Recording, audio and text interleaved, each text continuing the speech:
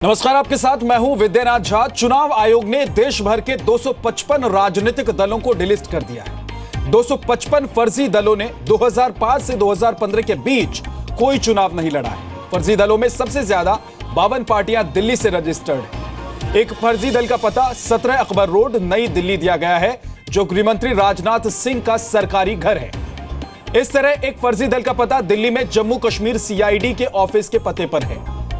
UP से 41, तमिलनाडु से 30, महाराष्ट्र से 24 फर्जी पार्टियां रजिस्टर्ड हैं। इनमें से एक राजनीतिक दल का नाम है all India progressive Janata Dal, जिसका पता है 17 अकबर रोड, दिल्ली। आपको बता दें कि यह पता देश के गृहमंत्री राजनाथ सिंह के सरकारी आवास यानी कि घर का है। इसी तरह एक दल है पवित्र हिंदुस्तान कड़गम पार्टी, जिसका पता लिखा है 11 हरीशचंद्र मथुरा लेन, दिल्ली का जो पता दिया गया है उसमें जम्मू कश्मीर सीआईडी का यह ऑफिस है।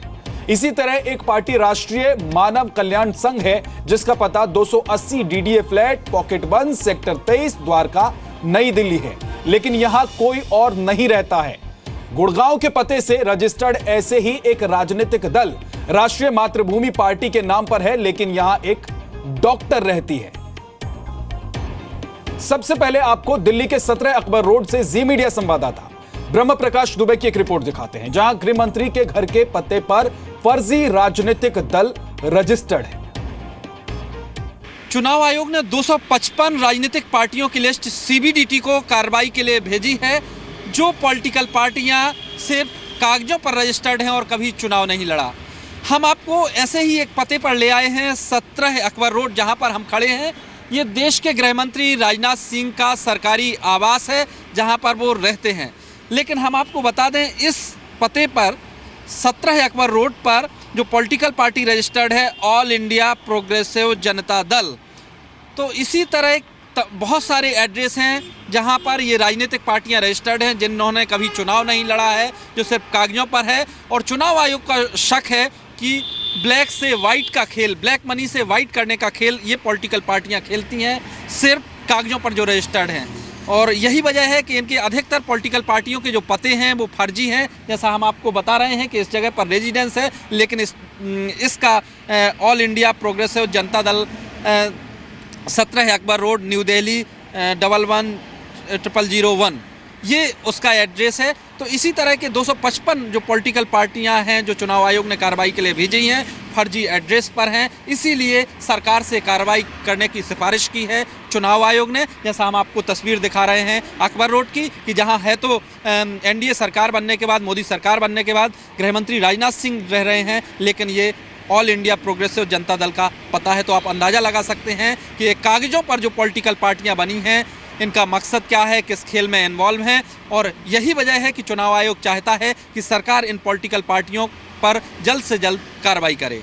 करण शंकर मलिक के साथ ब्रह्म प्रकाश दुबे, जी मीडिया, दिल्ली। दिल्ली में 5 गुरुद्वारा रकाबगंज रोड के पते पर भारतीय नवशक्ति पार्टी रजिस्टर्ड है। जी मीडिया संवाददाता पवन नारा ने जब वहां पहुंचकर रियलिटी टेस्ट किया तो पता चला कि वहां लोकसभा सांसद प्रहलाद जोशी का घर है। इलेक्शन कमीशन ऑफ इंडिया ने 252 पार्टीज को डीरजिस्टर किया है और उनके नाम सीबीडीटी को जांच के लिए भेजे हैं। उनमें से एक पार्टी है भारतीय नवशक्ति पार्टी, जिसका रजिस्टर्ड एड्रेस है 5 गुरुद्वारा रकाबगंज रोड। हम उसी एड्रेस पर पहुंचे हैं ये जानने के लिए क्या सचमुच ये पार्टी यहां पर है। तो आपको बता दें कि इसके अगला बोर्ड इस शंका को दूर कर देता है। ये प्रहलाद जोशी धारवाड़ से एमपी हैं, मेंबर ऑफ पार्लियामेंट लोकसभा है, उनका एड्रेस है। इससे पहले जो सांसद यहाँ रहते थे, उन्होंने इस एड्रेस पर इस पार्टी को रजिस्टर करवाया था, जो कि दादरा नगर हवेली से सांसद रहे हैं। और फिलहाल यहाँ उस पार्टी की ना कोई गतिविधि है, ना कोई ऑफिस है, लेकिन कागजों में भारतीय नवशक्ति पार्टी का registered address 5 Gurudwara Rakabganj road है। अब इन सब पार्टियों के नाम और पते सीबीडीटी को सौंपे गए हैं चुनाव आयोग के द्वारा, ये जांचने के लिए कि क्या इन पार्टीज का इस्तेमाल मनी लॉन्ड्रिंग के लिए किया गया। पवन नारा, जी मीडिया, दिल्ली। तो फर्जी पते पर फर्जी पार्टियां रजिस्टर्ड हैं। और ज्यादा जानकारी के लिए चलते हैं विजय चौक, जहां से मेरे सहयोगी रविंद्र कुमार सीधे जुड़ गए हमारे साथ। रविंद्र, ये फर्जीवाड़े का खेल होता कैसे है? 17 अकबर रोड पर एक पार्टी रजिस्टर्ड हो जाती है, किसी सांसद के घर के एड्रेस पर एक पार्टी रजिस्टर्ड हो जाती है, 255 ऐसी पार्टियां अब डिलिस्ट तो हो गई हैं, लेकिन अभी तक इस पर नजर क्यों नहीं पड़ी थी? देखिए विद्या, कोई भी संस्था, अगर आप कोई संस्था बनाए हुए हैं उसे रजिस्टर कराना चाहते हैं तो पहले आपको सोसाइटी एक्ट के तहत रजिस्ट्री कराना पड़ता है। वहाँ पर आपको एड्रेस देना पड़ता है, एड्रेस और सारे डॉक्यूमेंट। वही पेपर आप इलेक्शन कमीशन में आप जमा करते हैं कि हमें पॉलिटिकल पार्टी के रूप में आप मान्यता दीजिए। इलेक्शन कमीशन उसे मान्यता देता है कुछ एडिशनल पेपर के साथ, लेकिन वेरिफिकेशन कराने का इलेक्शन कमीशन के पास कोई ऐसी फैसिलिटी नहीं थी पहले। आज से अगर 10 साल, 15 साल, 20 साल पहले की बात करें तो उस समय इस तरह के कई फर्जी जो पार्टियां हैं वो रजिस्टर हुई। कोई हो सकता है कि कोई 1-2 चुनाव भी लड़े हों, लेकिन ये पेपरों पर वर्तमान रहे। आप देखिए कि मात्र 255 की बात हुई है। 2005 रजिस्टर पार्टियां हैं इलेक्शन कमीशन के पास और लगभग 400 पार्टियों ने रजिस्ट्री करने के लिए आवेदन दिया हुआ है, यानी कुल 2400 हैं। इसमें 200 पार्टियां अगर देखा जाए स्टेट और सेंटर मिला के तो चुनाव लड़ती होंगी। बाकी जो पार्टियां हैं लगभग 2200 पार्टियां, जिसमें 255 का भी नाम आ रहा है, लेकिन ऐसे 2000 से ज़्यादा पार्टियां हैं जो कभी चुनाव लड़ती नहीं हैं लेकिन रजिस्टर्ड हैं चुनाव आयोग के पास। लेकिन चुनाव आयोग के लिए समस्या ये है कि वो उसे डिलिस्ट नहीं कर सकती है, क्योंकि उनके पास ऐसा पावर नहीं है। अगर गलत पता मिलता है, गलत पेपर का वेरिफिकेशन होता है, तभी जाके उसे डिलिस्ट किया जा सकता है। इलेक्शन कमीशन इस तरह के पावर मांग रहा है।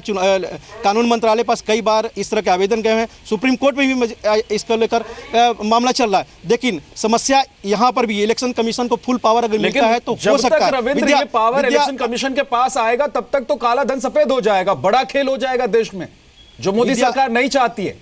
विद्या, वही बात बता रहे, इलेक्शन कमीशन के पास भी अगर ये पावर आता है तो आप याद करिए TN सेशन के जमाना 3 सदस्यीय करना पड़ा 1 सदस्यीय से। और ये डर पार्टियों को है। अगर 24 अकबर रोड आज कांग्रेस का दफ्तर है, लेकिन उसे एक जो लैंड अलॉट हुआ है पंडित दीनदयाल उपाध्याय मार्ग में, अगर वेरिफिकेशन होता है कि 24 अकबर रोड में क्या कांग्रेस दफ्तर है इस पेपर पर, लेकिन वहां से लैंड अलॉट उनको पंडित दीनदयाल उपाध्याय मार्ग में गए। यूपी चुनाव है, अगर इलेक्शन कमीशन इस तरह का फैसला ले कि कांग्रेस को मान्यता रद्द कर दे और उसे कहे कि आप नई न्यू एड्रेस पर मान्यता के लिए आप आवेदन करिए, तब तक तो यूपी इलेक्शन खत्म हो जाएगा। इसी तरह का अगर यूपीए सरकार हो और बीजेपी के दफ्तर इस तरह के हालात में पड़े तो कहीं ना कहीं राष्ट्रीय पार्टियों को ये डर रहता है चुनाव आयोग को अगर फैसला लेने लगे और क्या वो फैसला सही होगा कि नहीं। लेकिन जहां तक फर्जी पार्टियों की बात है, जाहिर तौर पर उनके खिलाफ कार्रवाई होनी चाहिए। अभी जैसा कि कहा 2000 के करीब पार्टियां हैं जो चुनाव नहीं लड़ती हैं, लेकिन अपना अकाउंट शायद वो लोग एक्टिव किए हुए हैं और जहां ब्लैक से व्हाइट करते हैं पैसा। बहुत बहुत शुक्रिया रविंद्र इस पूरी जानकारी के लिए आपका। दिल्ली में 88 साउथ एवेन्यू के पते पर संपूर्ण विकास पार्टी रजिस्टर्ड है, लेकिन उस पते पर पार्टी से जुड़ा कोई व्यक्ति मौजूद नहीं है और ना ही वहां पार्टी का दफ्तर तक है। इस वक्त हम फ्लैट नंबर 88 साउथ एवेन्यू पर मौजूद हैं और इलेक्शन कमीशन ऑफ इंडिया के डेटा के मुताबिक इसी एड्रेस पर संपूर्ण विकास पार्टी रजिस्टर्ड है। लेकिन अब हम जब यहां जांच करने के लिए पहुंचे हैं तो आपको बता दें कि यहां संपूर्ण विकास पार्टी का नाम है ना निशान है, यानी इस पार्टी के कर्ता धर्ता अब यहां नहीं रहते। ये उन पार्टीज में से एक है जो 252 पार्टियां जिसकी list election commission of India की ओर से CBDT यानी central board of direct taxes को सौंपी गई है, इस बात की जांच के लिए कि क्या ये पार्टी मनी लॉन्ड्रिंग में शामिल तो नहीं।